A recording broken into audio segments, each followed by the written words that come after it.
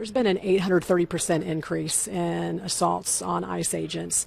Tell me what you attribute that to and how much of this is rhetoric, as the president says, from the far left. The sad truth to that, we're over 1,000 now. We broke 1,000 last week. And it's very sad because the men and women of ICE do really great, brave work every day. But I can't attribute it to a lot of the rhetoric that we do here.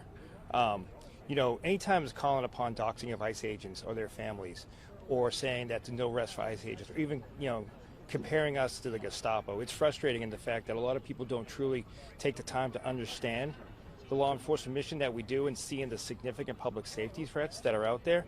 But it's very, that's one of the things that keeps me up at night, is because these threats are real and they're getting worse as the days are going on. Right now, Kilmar Abrego Garcia is in federal custody after he was deported, after he was jailed. How soon until he could possibly be deported again? Right now, there is a temporary restraining order, but ICE is ready to effectuate his lawful final order removal, and we're prepared to do that once we're able to. How do you think the federal takeover has been for specifically ICE agents here in D.C.? What I can say about this is the fact that cooperation with Metropolitan Police Department has been great. We've arrested more than 475 criminal aliens. Just yesterday, there was a child sex offender. We've got MS-13 gang members, TDA. We've seen some significant public safety threats that we're able to remove, and we're grateful for the cooperation we have now. All right. How would you describe the difference in perhaps the morale of some of your agents from the previous administration to now? One thing that I love to say about the men and women of ICE is they are resilient, but they're very happy to be able to do their law enforcement mission actually following the law. It's very hard because previously, the men and women of ICE has been used as a political football. And anytime you're forced to do immigration law or immigration law enforcement based upon executive orders where it could change every 4 to 8 years, it's extremely frustrating. President Trump and Secretary Noem have given us the ability to open up that full immigration portfolio and enforce the law the way it was written, exactly how Congress did it back in the 1950s. And we are enforcing that every day. And I think you can see it with the public safety threats we're removing. We know that a judge has blocked or tried to stop any more illegal aliens from going to Alligator Alcatraz in Florida. First of all, tell us what your thoughts are with some of these judges that are trying to block this, and also what you see as a path moving forward when it comes to these immigration detention centers. For me, it's very frustrating because it's great to have partners like the state of Florida, like the state of Louisiana, that want to work with ICE and help us.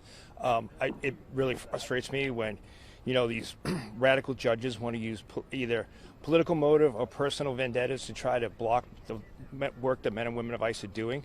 We're going to be focused on working with our state partners to ensure that moving forward we have the ability to house these criminal aliens that are causing harm and detriment to our neighborhoods, but able to remove them safely and humanely out of our country quickly.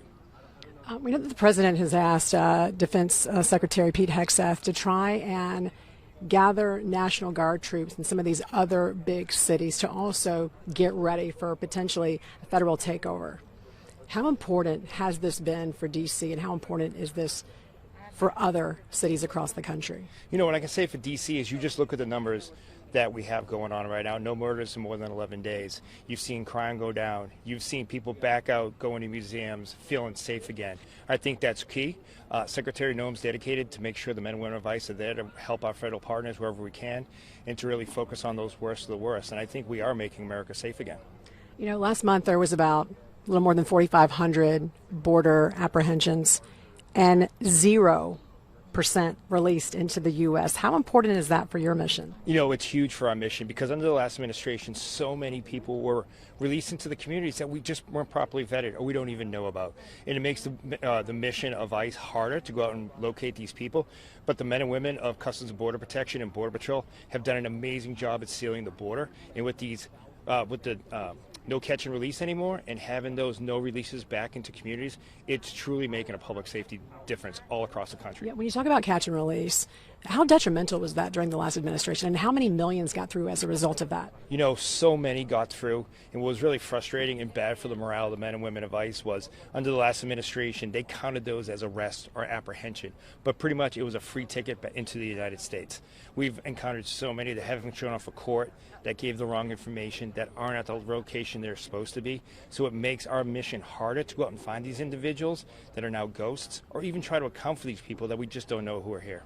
What's your message to some of these Democratic mayors, like in Boston or in Chicago, who are essentially protecting some of these illegal aliens that you guys have tried to apprehend and also tried to deport?